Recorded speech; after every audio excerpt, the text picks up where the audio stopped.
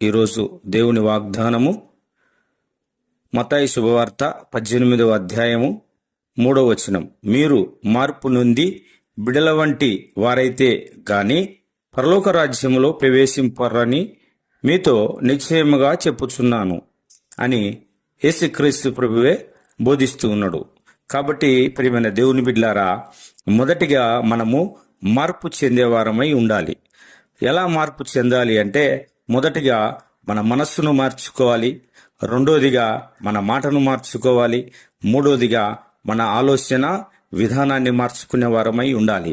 అలా మార్చుకొని మొదటిగా మనసు మార్చుకొని ప్రార్థన చేయాలి, రెండోదిగా మాట మార్చుకొని ప్రార్థన చేయాలి, మూడోదిగా ఎలాగంటే మన ఆలోచన విధానాన్ని మార్చుకొని ప్రార్థన చేస్తే దేవుడు తప్పక విని మనకు ఆశీర్వాదాలను మనకు అనుగ్రహించేవాడై ఉన్నాడు. అదేవిధంగా 4వ వచనంలో మరలా, కాగా ఈ బిడ్డల వలె తన్ను తాను తగ్గించుకున్నవాడెవడో వాడే పరలోక రాజ్యంలో గొప్పవాడు.